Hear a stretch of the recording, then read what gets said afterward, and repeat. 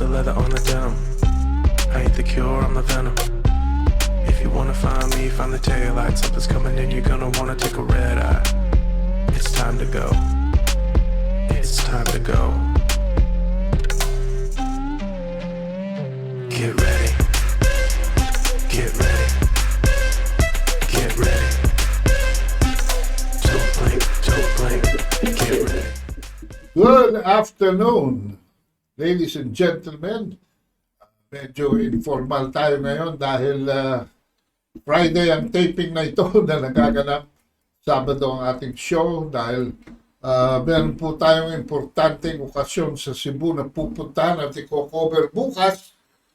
So medyo hindi tayo nakapormal ngayon. Ang tanong, mga kabansa, ng inyong lingkod, ang Maestro, na nagpupugay sa inyo ng isang magandang araw sa anumang parte ng mundo kayo naroroon. Ang pamagat po ng ating episode ngayon ay Can Marcos keep the peace? Ayan. Keeping the islands together. Napaka-confusing times po ngayon, mga kabansa, ng pinagdadaanan ng ating bansa. Kaya ito ay nararapat lamang na tanungin natin. There is fragile peace in the South China Seas. At mabuti na lamang noong December 19, nung siya ay nasa Japan, sabi ni PBBM, nag-announce siya that confrontations in the disputed waters are heading into a poor direction. So, ito po ang video.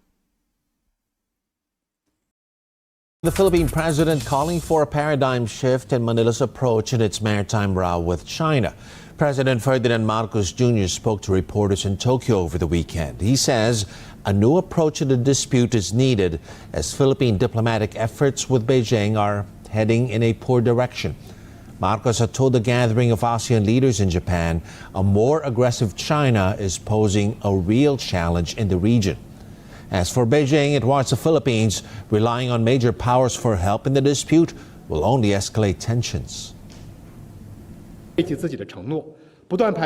China has always been committed to maintaining peace and stability in the South China Sea through dialogue and consultations with ASEAN countries, including the Philippines.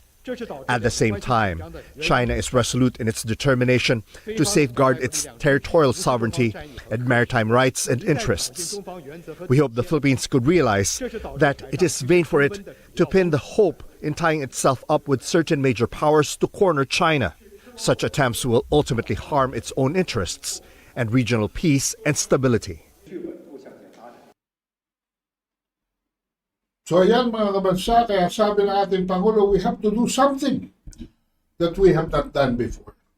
We have to come up with a new concept, a new principle, a new idea, so that we move, as I say, we move the needle the other way.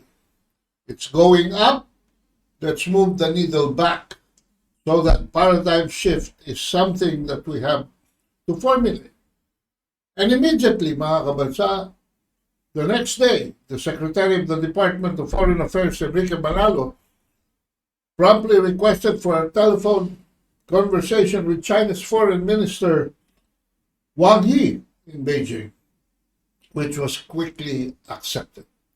The Chinese Foreign Minister acknowledged China-Philippine relations now stand at a crossroads, mga kabansa, advising the Philippine side not to continue in the wrong direction but to exercise prudence and return to the right path as soon as possible. So together, they agreed to convene the 8th bilateral consultative meeting, soonest in January. On January 17, 2024, mga kabansa, Assistant Foreign Minister Nong Rong co-chaired the 8th meeting of the China-Philippine Bilateral Consultation Mechanism on the South China Sea, with Undersecretary of Department of Foreign Affairs Maria Teresa Lazaro in Shanghai. Pero wala pa hong isang buwan, noong February 13, multimedia outlets reported the insubordination in the dissonant statement of PCG, Philippine Coast Guard spokesman, saying transparency strategy in the West Philippine Sea will continue despite the de-escalation deal with China. This is in contradiction with the direction that the President has given earlier. The paradigm shift instructed by the President and carried out by the DFA. And this PCG spokesman for the West Philippine Sea, Commodore J. Tariela, said that the Philippine policy has not changed and will continue, adding that it will resume the embedment of Filipino journalists in the patrols in the West Philippine Sea. Malaking kalokohan po yan, mga kabansa. Eto, the President establishes the peace in our relationship with China, a breather, a fresh breath. Pero itong transparency strategy na sinusulong ni Tariela is now claiming to be the government strategy is actually the plan of an ex-US Air Force Colonel Raymond Powell. Gumagawa na ba tayo ng polisiya? Gumagawa na ba tayo ng panuntunan sa bansang ito? Na tayo napapailalim sa isang banyaga, itong si Powell of the U.S. Naval Research Office Gordon Knott Center for National Security Innovation? Na tinawag niyang Project Mushu to exact, tingnan niyo objective mga bansa, to exact reputational cost on China through assertive transparency. Ano ibig sabihin? Para ma-leverage ang China, they will shame China. A foreigner dictating how the Philippine government ought to be protecting our sovereign claims. So dito Pebrero naging a month of spreading ano ba talaga? Ano ba talaga ang true skin? Saan ba talaga papunta ang kapayapaan sa South China Sea? The Philippine Coast Guard said Wednesday that the world community must seek alternative measures to compel China to abide by international law amid its continuing aggression in the West Philippine Sea. And in a forum in San Juan City, Tariela emphasized their transparency efforts to raise public awareness of China's illegal actions is not enough to induce behavioral change in the disputed water. Na-concede siya na itong mga provocation ng Philippine side is not enough. Why? Dahil hindi nyo naiintindihan ang psyche ng mga Chino. Nakalimutan ninyo na kausap niyo nito ay isang gobyerno na nananagot sa 1.4 billion people. Ito lang 110 million people, hirap na si Bongbong Marcos. Yung 1.4 billion pa. What if the public opinion in China changes towards the Philippines? May magagawa ba ang Chinese government? You are always poking and poking into the nose of the Chinese government. So by your acceptance, the U.S. Naval Intelligence Project Mushu has proven a complete failure after a year of operation. Almost a year of operation from February 2 to December 18, 2023. Para bang yung sinabi na Einstein, insanity is doing the same thing over and over again and expecting different results. Tapos pag-a-announce si Presidente Marcos, eto, let's go towards the peace. Kayo, no, we will continue with our shaping China, exposing China's coercive tactics. Hindi po mangyayari yan dahil ang mga Chino po ay hindi mga Pilipino kung mag-isip. Sila may prinsipyo at yan pangangatawanan nila even if it cost them 100 years of humiliation. Hindi sila kakaliwa, hindi sila kakanan sa kanilang prinsipyo. Lalo-lalo na kung soberanya ang involved. A continuation of the transparency strategy benefits only the Americans who want to napatabangin ang relasyon natin sa China at sa ASEAN centrality and restore a chance for U.S. hegemony. Despite the obvious failure of shaming China and gathering international support against China, dahil 25 nasyon lang po ang naniniwala dito sa strategy ng Pilipinas out of 194 members of the United Nations. 25. Not even 118. Huh? Not even 10%, mga kabansa. Huh? And yet, Raymond Powell claims his project has complicated things for China. But it is really the Philippines that suffered from the loss of Chinese investments and infrastructural building assistance, setting back the clock of build better more already by 10.5 months. So ito, ang suma total sa pagsasabotage ng PCG, ng BIFAR, ng Armed Forces of the Philippines, ng Department of National Defense, dito sa peace na binobroken na Enrique Manalo at ni Presidente Marcos Jr. Ano ang magiging kapalit? Aba, ay sabi ni Enrique Manalo, kung ganyan na inyong attitude, mag-prepare na tayo for a possible economic fallout with China dahil gusto nyong ituloy yung sea dispute. Ayan. Manila has not ruled out the prospect of tensions leading to economic retribution from a country that it did 40 billion in trade last year. Meron pa nagsasabi na hindi raw natin kailangan yung 40 billion in trade. Ano ipapalit yun dyan? Meron pa akong nabasa. Yung daw nickel ore export na almost 1.3 billion na binibili ng China mula sa Pilipinas ay malaking kawalan daw sa China pagka ang China nag-sanction sa ating exports. Hindi mo ba naiintindihan ang sasabi mo? New Caledonia, hindi ko alam kung saan yung New Caledonia na estado na yun. At Australia. At saka ang Indonesia. Alam niyo ba, Australia at saka Indonesia na ang number one, Thai, number one sa nickel ore supply in the world.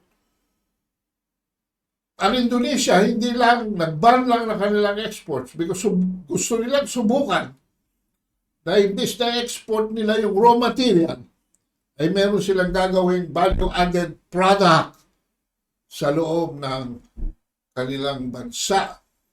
And I suspect these are electric batteries, mga kabansa. Serving as a major export destination for products like bananas and nickel ore. Alam niyo ba mangyayari? Pagka naban ang banana import ng China sa ating saging, baka mabilis siyang separation ng Mindanao. Hindi nyo ba naiintindihan kung ilang daang libo ang maapektuhan sa fruit exports kung yan ay mababa? Ang tatapang ng mga kupal nyo. Hindi kayo, pag-research naman kayo. Para yung bitaw nyo ng mga salita na puro naman panggagatong. Hindi naman kayo nag-aaral dyan. That could include some form of trade sanctions and requires planning for Oh, di magplano na tayo. Kung ayaw natin ipadala ang mga produkto sa China, saan tayo kukuha? At kung hindi na mag-e-export ang China dito ng mga produkto, saan tayo kukuha ng mga presyong bagsak? Tataas pa ang inflation. Oh, mga kabagsak. Kaya nga bumababa ang inflation. Dahil yung mga plato, yung mga pinggan, yung mga gamit na sa bahay, etc. At maraming produkto made in China na. Tumingin kayo, baka yung relong nagsuot ninyo kung hindi Huawei, Oppo, ay gawa ho sa China. Pero tuloy-tuloy pa rin ang mischief, mga kabansa. The Philippines began provocative action by sending the BRP Teresa Magbanua to Scarborough Shoal, obviously without coordinating with the Chinese Coast Guard. Wala na ho sa atin ang poder sa Scarborough Shoal. Tinurn-over ho natin yan sa China in 2012 during the Scarborough standoff. Number 2, black propaganda that Vietnamese and Chinese fisherfolk are using cyanide and dynamite fishing in the vicinity of Scarborough Shoal. Something which the PCG is disowning. For the first time, may lumabas na katotohanan from PCG. Asan ang prueba nyo? Nauna akusasyon nyo Finifeed nyo sa media. Ang media naman, wala maisulat dahil wala naman talino ngayon sa media. Lahat mga bayar na yan. Social media na ngayon ang katotohanan. Tapos yung AFP Chief of Staff natin nagpunta pa sa Batanes. Nag-ocular inspection announcing increasing the presence of Philippine troops in the islands and fortifying some features. Ano ang signal na binibigay ninyo sa ating kapitbahay? Maglalagay kayo ng bomba dyan? Baka mabawasan tayo ng mga isla. Hindi nyo ba naiisip yun? Pag kinuha ng China yung na provoke ang China dyan at kinuha yung mga isla na yan, kaya pa natin bawiin yan? Hello? At ang pinaka mabaho sa lahat ng ginawa ay nag-joint patrol ang ating mga junior Air Force. Mga training jets lang ho itong ating FA-50s. May pinadaan na flyby ang B-52 ang Amerikano, long-range heavy bomber capable of carrying nuclear weapons. At tapos nung mainis ang China, ano sabi nyo? Ano sabi nitong si Consuelo Castillo ng Philippine Air Force? That this is in no way directed towards any country. Hello! Hindi naman tayo nag-joint patrol dyan Ang nag-exercise dyan, yung B-52, yung Amerikano, sinubukan nilang mag-flyby. Tinitingnan nila kung paano at kung merong challenge na mangyayari. Hindi naman tayo nag-joint patrol At labas ito sa ating 12 nautical miles. Tandaan nyo, hindi natin teritoryo. Kaya ano pa sabihin nyo, yung 200 nautical miles na exclusive economic zone. Disputed ho yan. Sige, manggatong kayo. And when China criticized the mission, na nag-i-steer na naman ng trouble sa South China Sea, ang ating bansa. Joint air patrol with extra territorial countries and then publicly hyping it up. Anong gusto? Alam nyo ba ang China now has the biggest navy in the world? At malapit na ho. Malapit na ho. Ang manufacturing capability ng China is almost 30 times that of the United States. So huwag tayong magpakita ng testosterone dyan. Testosterone pala. Anong testosterone? Gamitin natin ang ating utak, huwag ang ating tayo kung sabihin sa publiko. I-play natin ang video. Itong Joint Patrol Kulo. A nuclear-capable bomber for its first joint patrol with the Philippine military over the West Philippine Sea, prompting China's military to send its forces there to monitor the activity. 3 FA-50 light fighters of the Philippine Air Force on Monday flew in tandem with a B-52H Stratofortress long-range strategic bomber deployed by the U.S. Pacific Air Forces on February 19. According to Philippine Air Force, the joint flyovers covered 90 nautical miles west of Candon, Ilocos Sur, and 50 nautical miles northwest of Lubang, Mindoro, within the Philippines' exclusive economic zone. Monday's activity was the second phase of the country's third maritime cooperative activity with the U.S. However, on Tuesday, China's military criticized the mission, saying that the Philippines has stirred up trouble in the South China Sea by conducting a joint air patrol with extraterritorial countries and publicly hyping it up. China had also earlier accused the U.S. of provocation after B-52 bombers flew nearby Bajo de Masinloc in 2018. Meanwhile, the Southern Theater Command of the People's Liberation Army said they organized frontline naval and air forces on Sunday to closely monitor the situation and keep it under control. So, can Marcos keep the peace? Fragile po ang peace sa Southern Philippines. Huh? Senate uncovers skeletons in the MILF closet. Corruption alleged. Oh, let's play the video.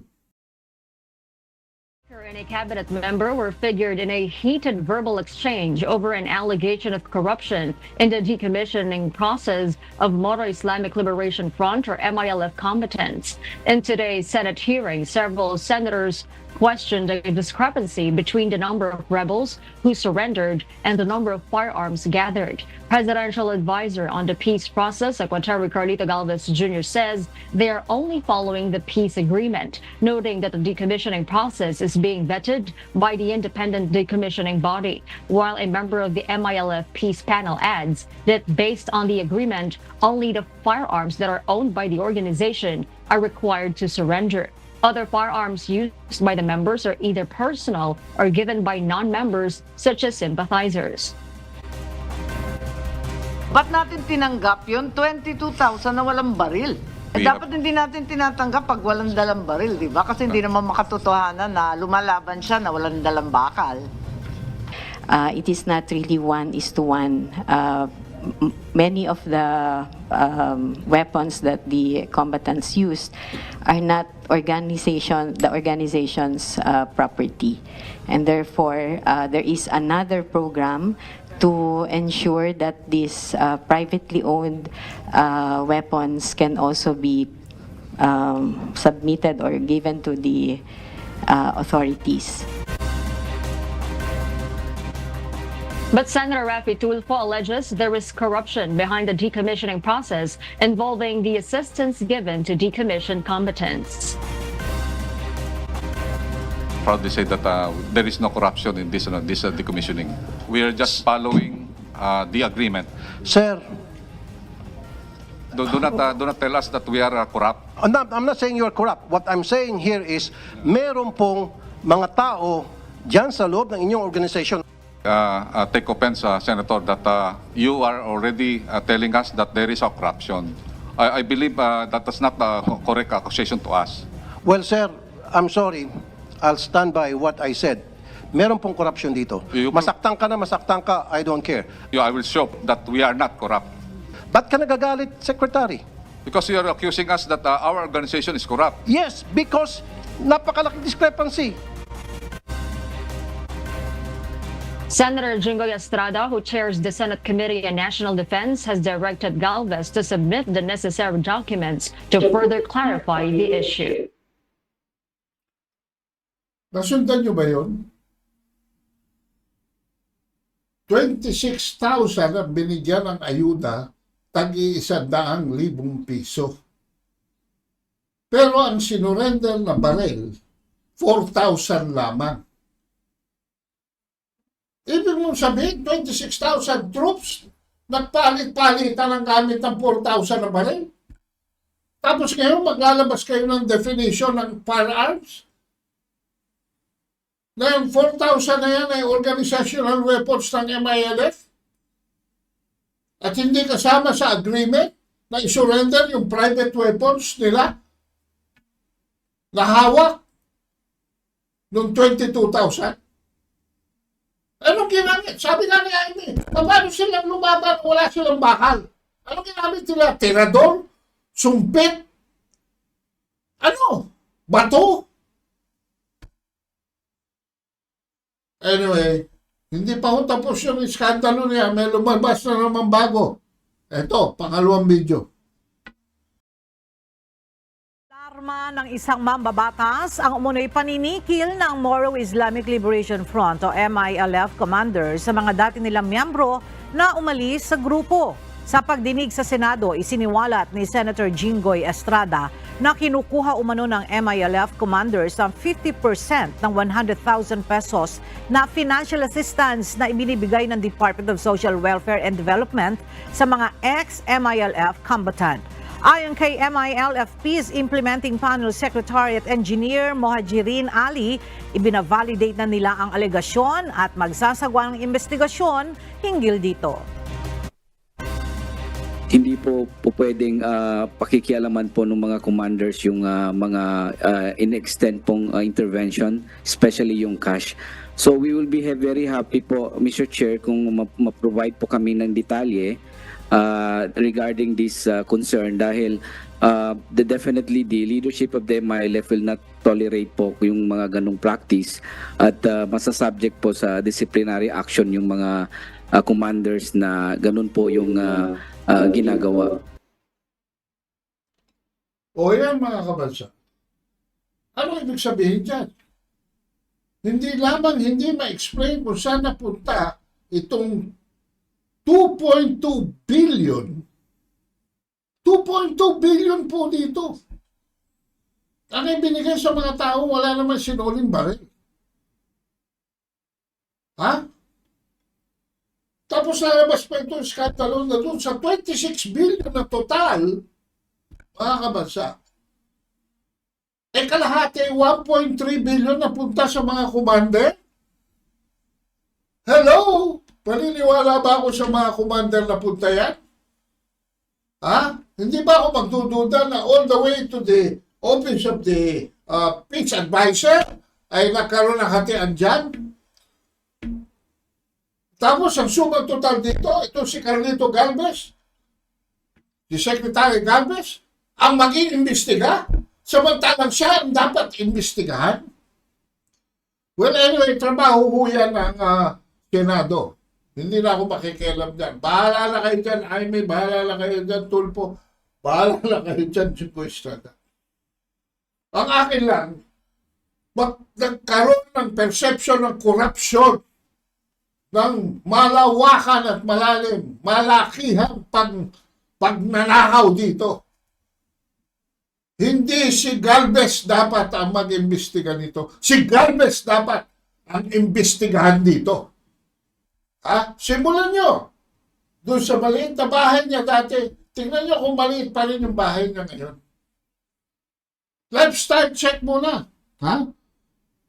Natatakot kasi ako kasi baka gawin ito ng mga elemento ng ibang mga kontrabida dyan sa Mindanao lalo na. Para mag-aklas na naman. Dahil 6 na sundalo na ho ang namatay sa isang encounter with Dawla Islamiyah. Let's have the video.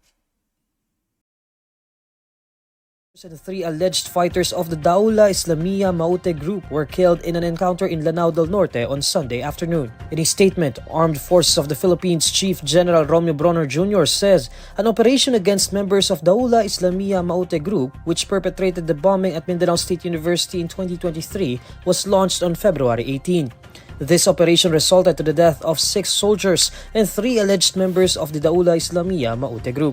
Meanwhile, 4 other soldiers were injured in the said operation. Bronner vows justice for the killed soldiers. According to Army's 103rd Infantry Brigade spokesperson Lieutenant Colonel Paglinawan Moindas, the encounter took place at past 2 p.m. on Sunday in Barangay Ramain. It involved a platoon of soldiers and about 15 members of the DI Maute group. Yan ang problema dyan eh. President Marcos Jr. is trying to even up the slate to enforce our agreement with the Bangsamoro people. And yet, ayan, papasukan ng skandalo, papasukan ng pagtanakaw ng korupsyon. Ha? So, ayan. At,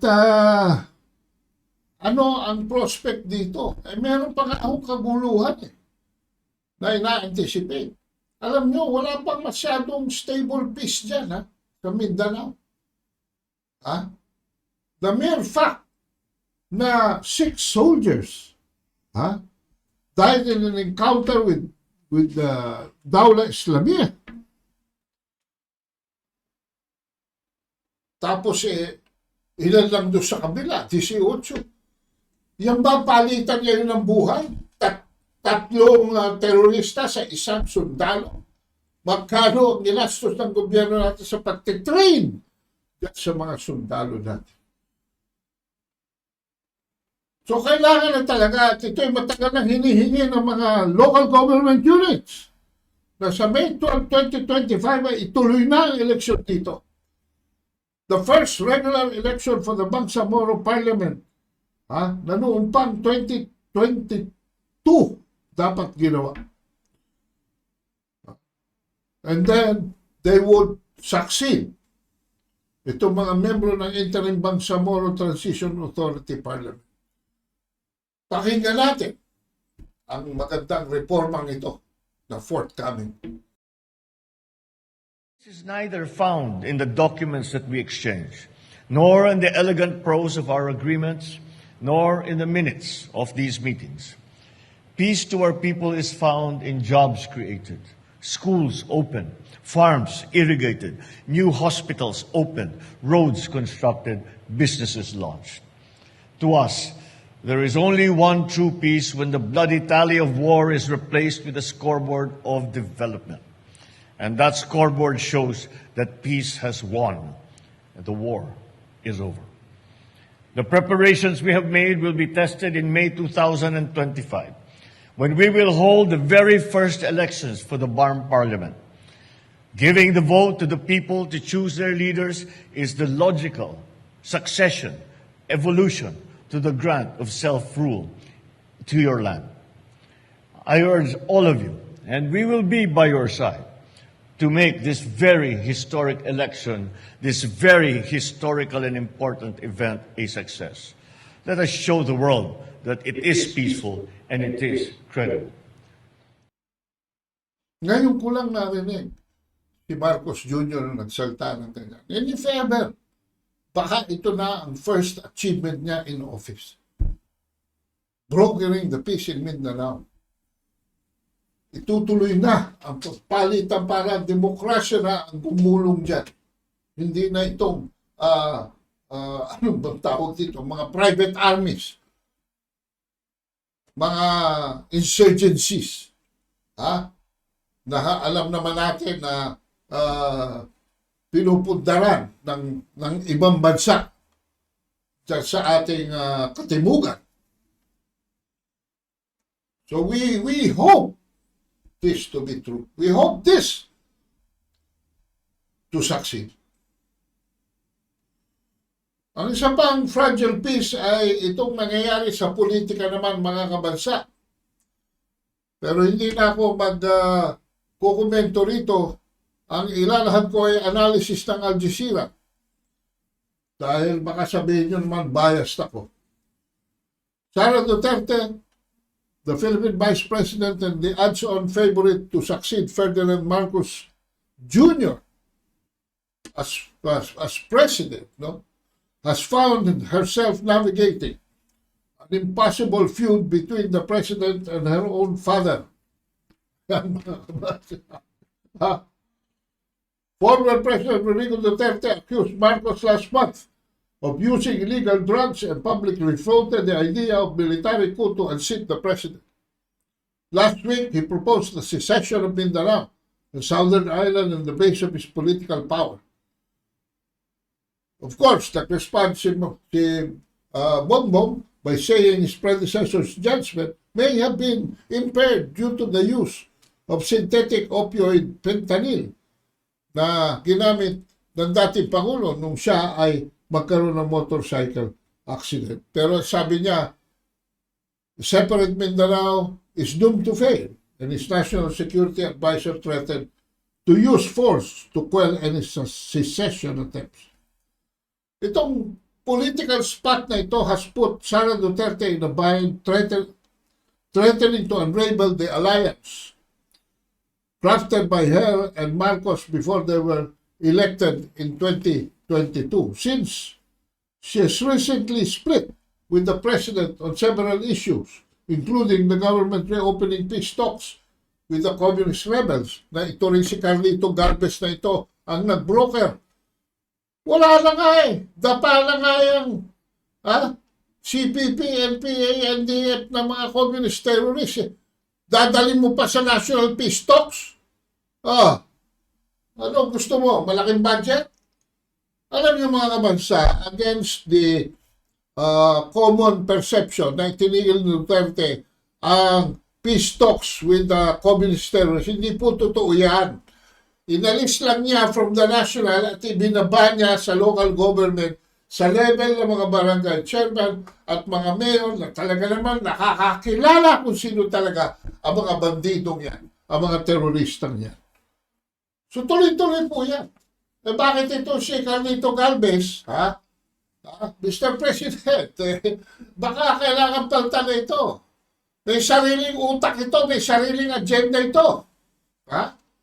Nagpunta sa Oslo, Norway, kasi ginamit pa si Anton Lagdameo.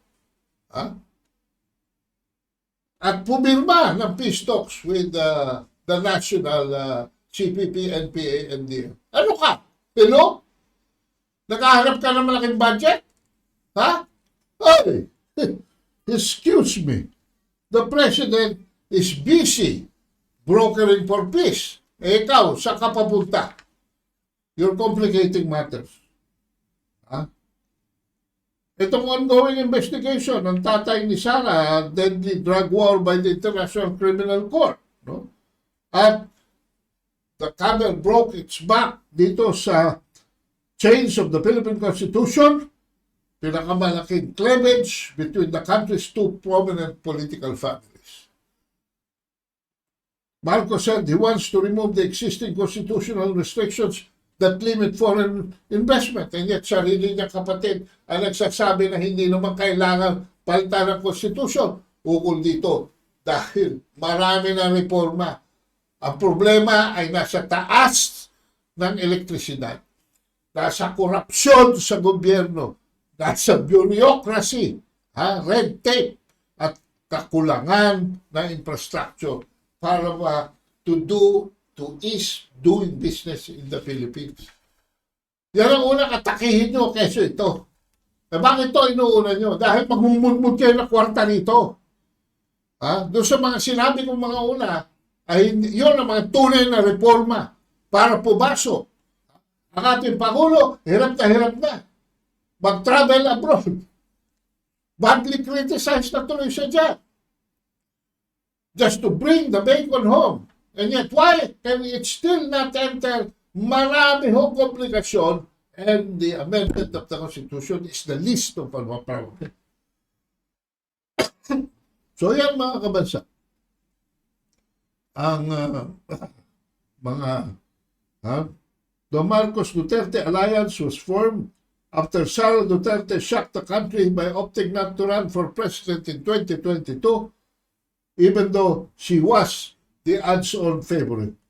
Instead, she defied her father's wishes and opted to run for vice president and support the Marcos presidential bid in the Philippines the president and the vice president are elected separately. So, natalo ang kalaban. Hindi lang siyang milya. Napakalayo ng oposisyon. Kaso, gusto ni Sara Duterte maging defense secretary, blinang ka naman siya ni Bongbong na binigay sa kanya edukasyon. Ang akala ni Bongbong, yung education na magiging patibong. Kasi napakahirap po ayusin niya. Ang hindi niya alam, si Lenore Broles, mga kabasa, already set the beginnings for the reform of 70% of the curriculum. Hindi lang matapos-tapos dahil walang gasolina, kulang sa logistics ang Department of Education. Noong umupo si Sara Duterte dyan, fast-track na yan. Nilagay niya yan ang pondo, nilagay niya ang tao, at di matatag curriculum, mga kabansa, was introduced August 2023 in time for the current school year. Ay nga lang hirap sa inyo. Ayaw nilagay sa defense. Nilagay nyo doon sa mahirap. Nag-miracle ho si Sara Duterte. Di kayo, you were proven wrong. Kung sino man kayo dyan na naglalabi at ayaw nyo si Sara Duterte ang maging defense secretary. Bakit? Kasi hindi ho maka-Amerikano mga Duterte. Alam na natin kung ano nangyari. At na-discuss na natin yan sa ating mga earlier episodes. So yan mga kabansa. The controversy pulled down her public approval rating from 84 to 73. Pero yan pa rin. Up to now, this very fragile relationship is being challenged. And bukas, sa linggo pala, meron hong rally na naman sa Cebu. Inimbitahan ng mga Rama, organized by the Rama families, the politicians backing him up, itong prayer rally sa Cebu na ating pupuntahan at i-cover, mga kabansa. So, abangan ang susunod na kabanata dito sa peace na ito. Saan ba papunta talaga ang relasyon ng presidente at ng vice-presidente? Ng presidente ngayon at ang presidente dati. Ang huling peace, mga kabansa, ay itong peace with the people. No? Peace with the people. Pakita natin ang slide. At sa Pulse Asia, hindi na tayo pakakatagal pa, mga kabansa. Pakita natin ang video ng Pulse Asia. Of consumer prices, a new survey suggests more Filipinos grew dissatisfied with the government's inflation fight by the end of 2023. Here's our numbers that matter this Monday, 73%.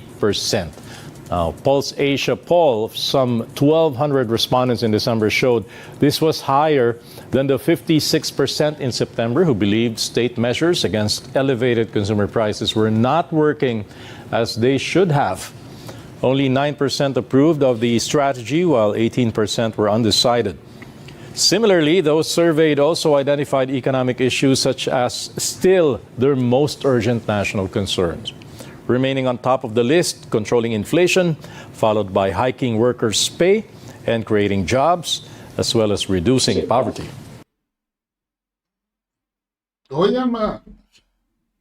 This was confirmed by Okta, another survey firm.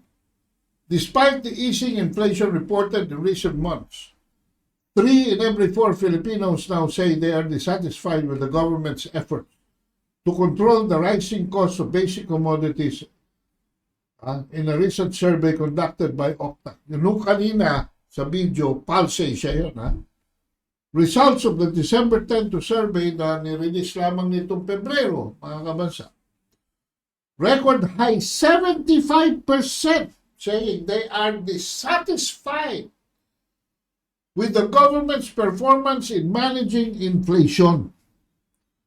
6% lamang ang satisfied at halos 20% undecided.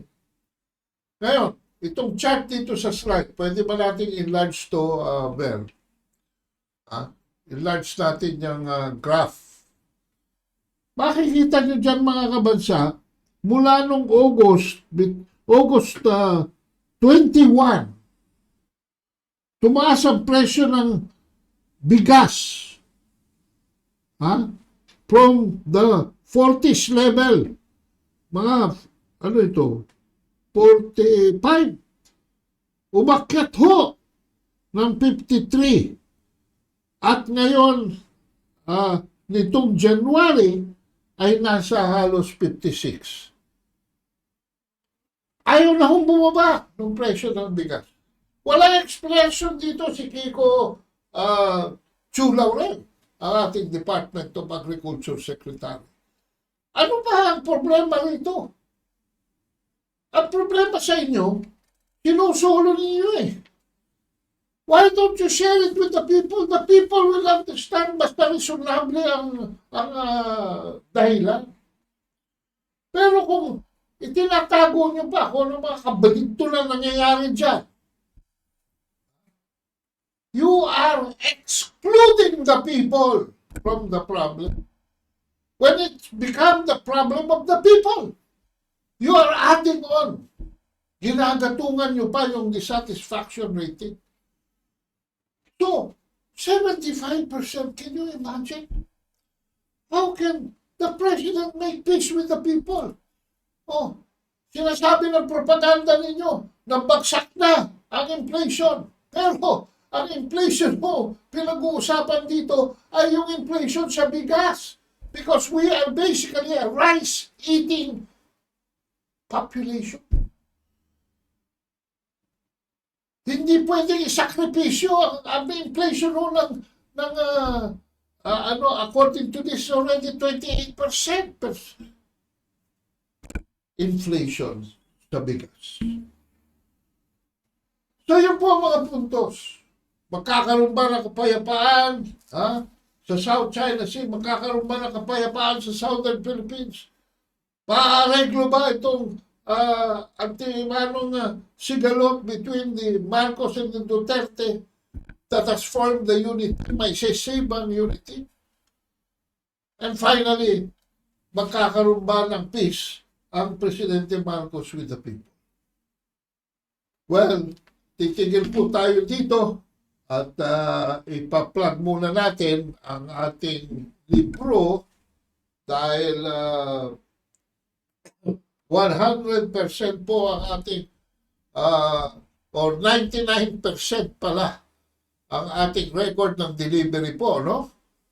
Meron isa lamang libro na pabalik-balik sa akin dahil hindi raw makontak ng JRS yung nandun sa telepono.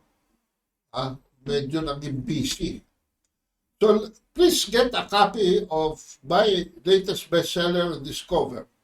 While even the amended economic provisions of the Constitutions, the country will remain to be last in the list of foreign investors kung yung konstitusyon ang inyong pagtutuunan, mga kabansa. Ito pong new book na ito, in-expose ang economic and political sabotage of the country's energy sector with our politician in cahoots with foreigners, with our politician in cahoots with the ruling oligarchs. And this is why we are paying one of the highest cost of electricity in the world. Yan po yung tinatawag kong the poverty of power. Yan pong power ay kinimbision ni Ferdinand Marcos Sr. para maging panggatong sa 11 industrial projects niya that would have catapulted the Philippines. Baka kung yun rin nangyari, we are already, hindi po pagbibiro, we are already in the top 12 economy in the world. Pero pinipilit pong pigilan yan. At in fact, pagpasok ni Cory Aquino, as this book will show you, sinabutahe po ang Bataan Nuclear Plant. Hindi po pina-operate. Kung pinayagan lamang mag-operate, ay 34% na lamang, hindi katulad ngayon 97% ng fuel ay inaangkat natin uli. Bumalik tayo doon sa problema na niresolba na ni Ferdinand Marcos Sr. Dahil kung nag-operate ako ang Bataan Nuclear Plant at hindi na privatize ang energy sector,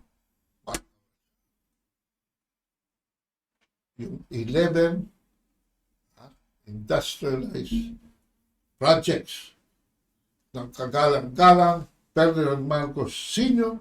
would have catapulted the Philippines to first world status.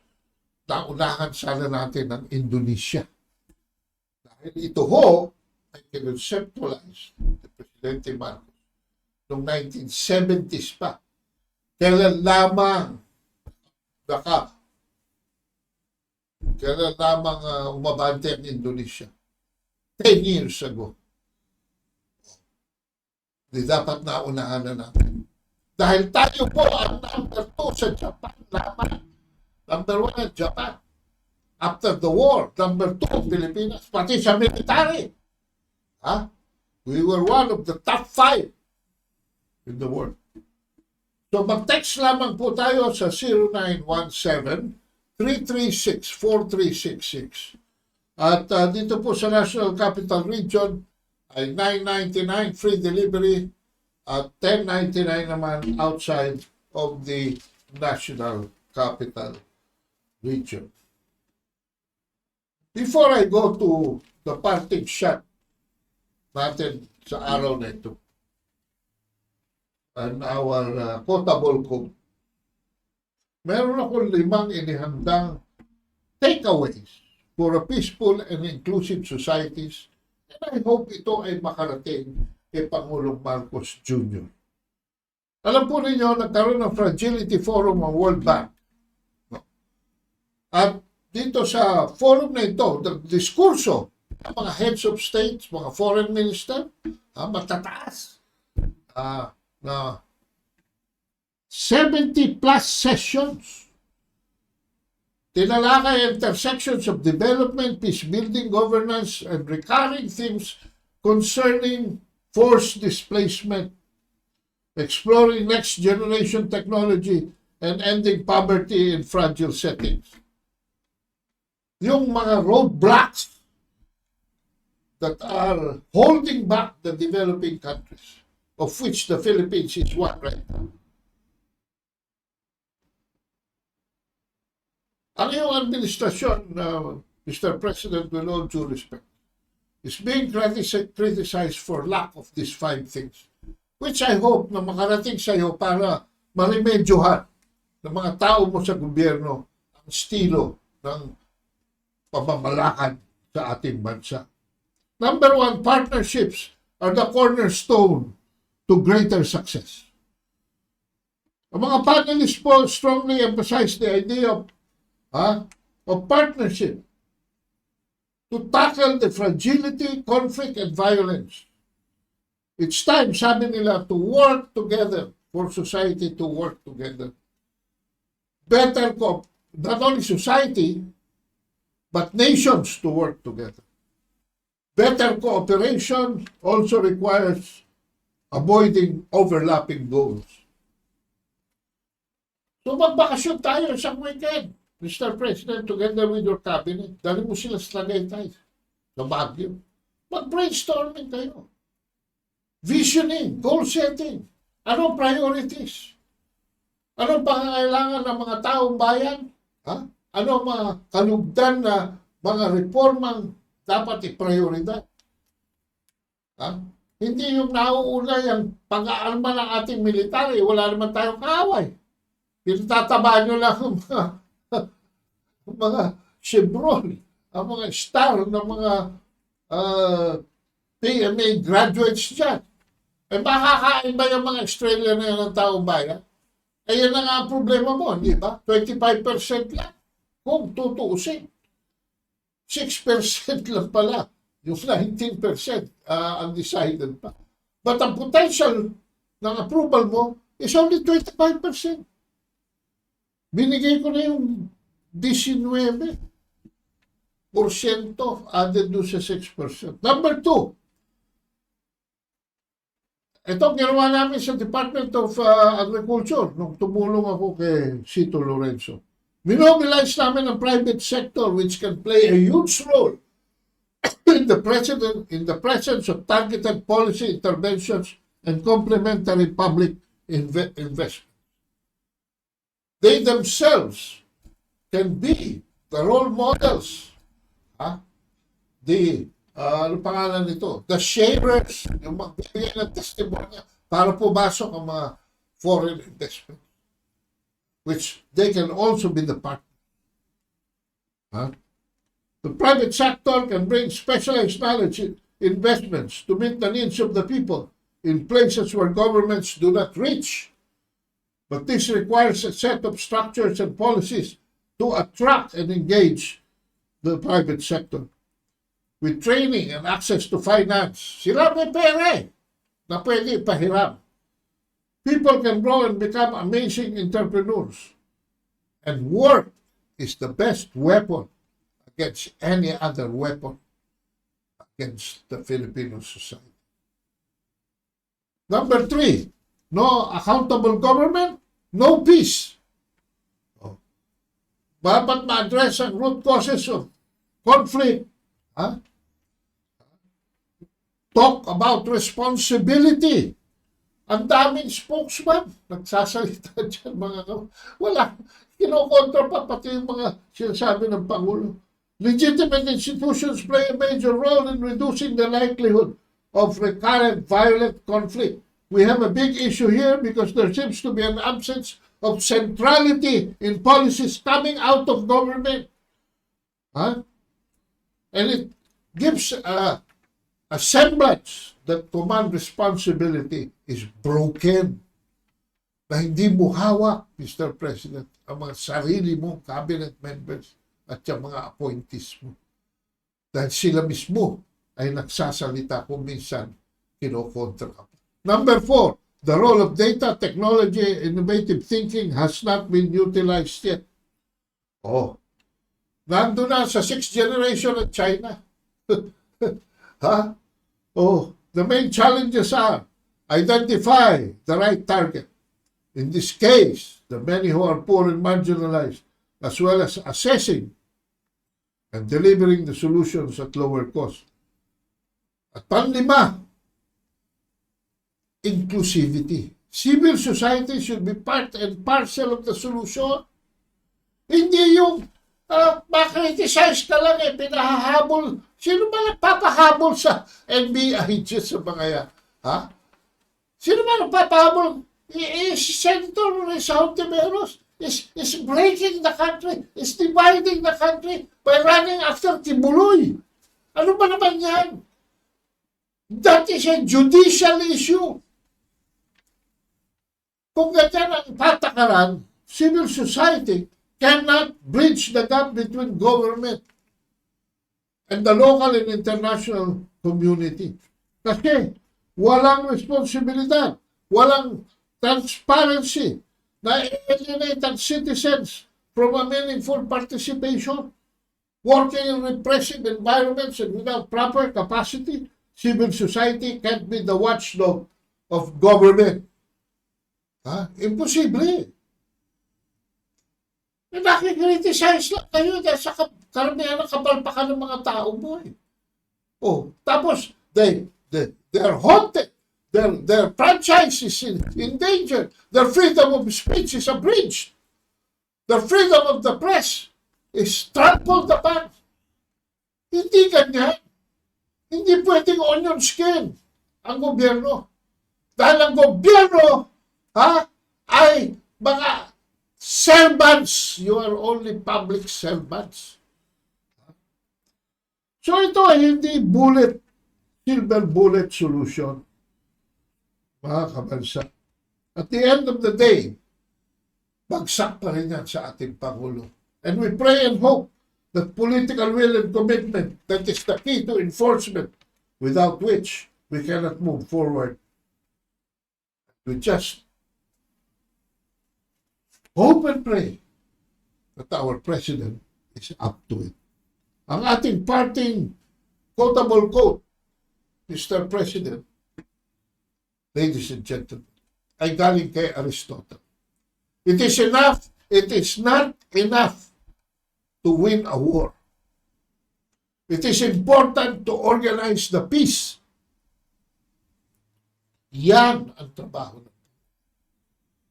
But the fruits of victory will be lost if peace is not organized. Take this advice from Aristotle, the father of philosophy, the father of correct and systematic thinking. Apply it to your governance. Maraming salamat po. Ito ang inyong lingkod, Ado Paglinawan, nagpapaalam ng muli. At sana next Saturday ay magkasama tayo dito po sa Ang Maestro sa Katipunan Channel. Thank you and good night. Get ready. Don't blink, get ready.